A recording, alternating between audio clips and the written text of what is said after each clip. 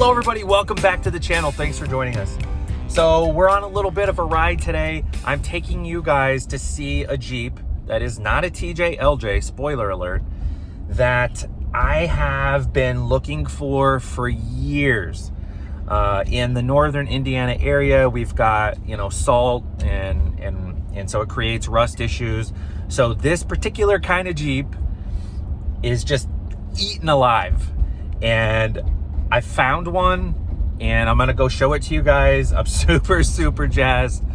I hope it's not a letdown, but I'm excited. I do want to set the stage for you a little bit. This thing was shipped in from, I think Atlanta, Georgia is where we found it. And it doesn't run. It was wrecked.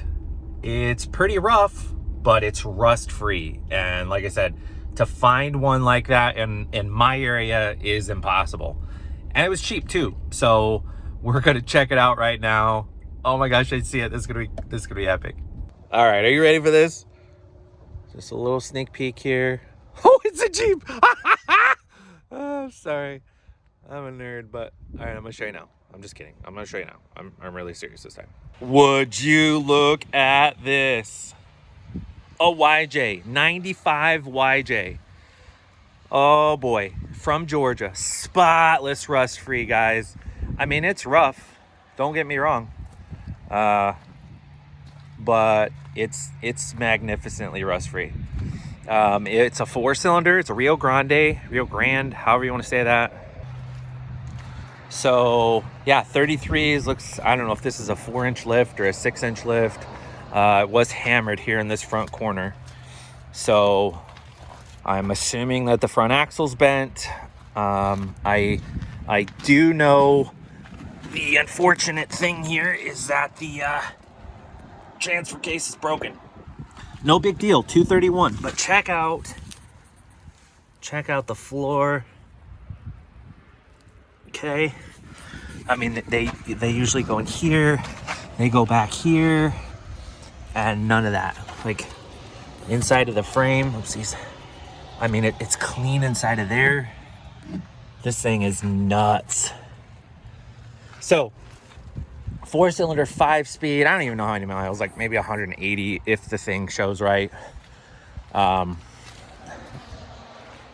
Really, this fender didn't even, I guess it did take a little bit here.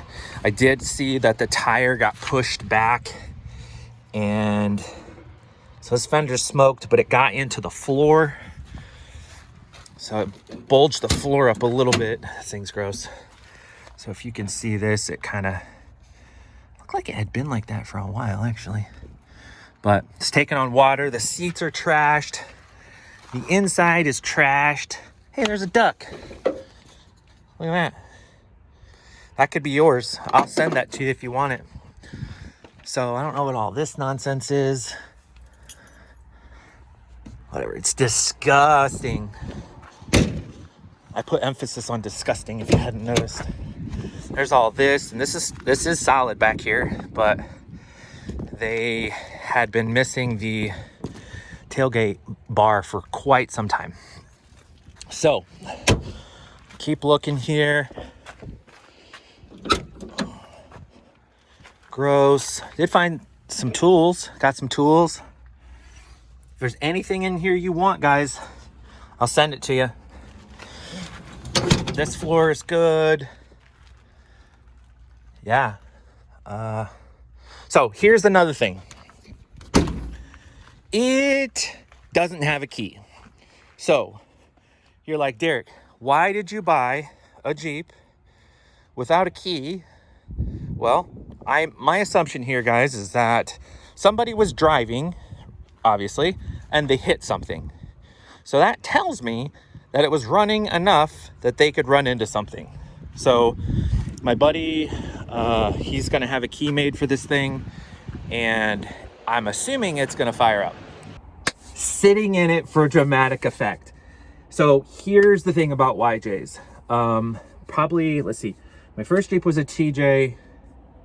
My second Jeep was a 93 YJ, 4-cylinder, 5-speed, factory AC, which is really hard to find. Then I had a built XJ that we took all over the country and wheeled and stuff when, let's see, my Oldest was little, and we were pregnant with Deegan, actually. But then I bought another YJ from a guy that needed some money, and it was a 95, and we wheeled that at the Badlands. And back in the day, you could get a Dick CPEC 3.5 inch lift for a YJ for like $300. You could get 33s under it, flex like nobody's business. And yeah, so wheeled the snot out of those things, and I love a YJ. That's totally unpopular because of the square headlights, but I've got some ideas floating around, maybe a CJ front clip. I don't really know. Okay, so the lights work, and there's some kind of goofy like green rock lights that somebody's put on. All right, so this might hurt some people's feelings. When I did the budget TJ series, basically the 2.5 4-cylinders get some hate. So this looks like it's not covered in oil. It's a Reman. Get the flip out. There's a little tag right there that says Reman. Haha! Man, this is the cat's pajamas. Love it. So I don't have a key, but like I said, it's got to run. It's just got to. There's some kind of gook back there. I don't know what that's all about. There's a gigantic bolt going through the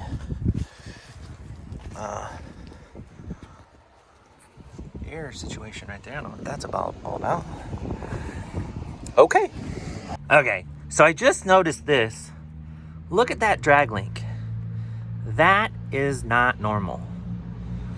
I cannot seem to identify what these are. I don't know if they're an old BDS. I just don't know. All right, so let me go. Okay. Oh, and I think it's moss green. And this is my favorite green. Let's see.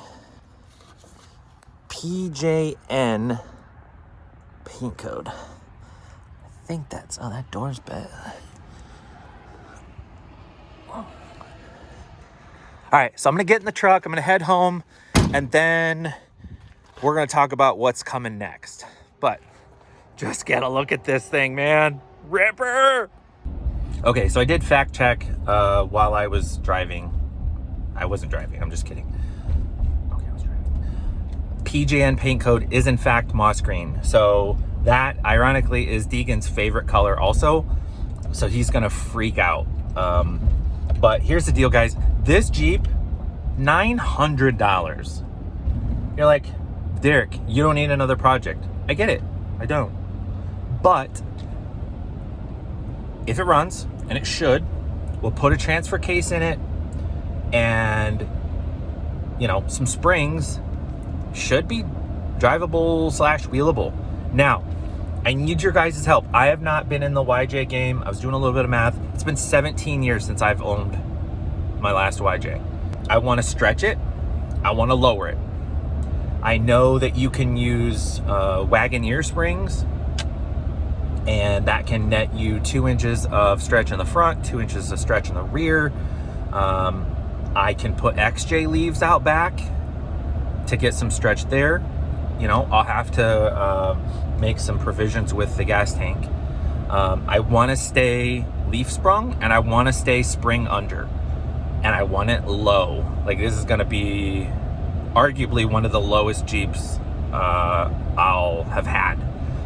So highlined in the front, probably cut the top of the tubs out and put Motobuilt has basically like highline inner fenders for the rear. And then I don't know, you know, my axle choices in the back are completely wide open, but in the front, to stay spring under, I think the only thing that will bolt in is a Wagoneer front axle from an 84 and up. But you YJ guys, tell me what's new, cool, improved, whatever, because I've just been out of it entirely too long. So $900, I mean, even if it's a dud, I mean, I can get my $900 back if it came to that. But Deegan was kind of interested in having something around that he could maybe drive a little bit while he tries to sell his car, because he's Jeep sick. So there's that. I would love to get it together in the next month. I don't think it's going to happen, but to hit the Toys for Tots at the Badlands in Attica, Indiana. So yeah, tell me what you think, guys. Is this stupid to take on another project? Is it cool? Do you like it? Do you have any ideas? Anywhere you want to see me go with it? You know, I'm thinking at least 35s, if not 37s. A whole lot of gearing because it's got that 4-cylinder. So yeah, let me know what you think, guys. Thanks for being along with me on this journey. Another project, but I'm jazzed, guys. See you on the next one. Take care.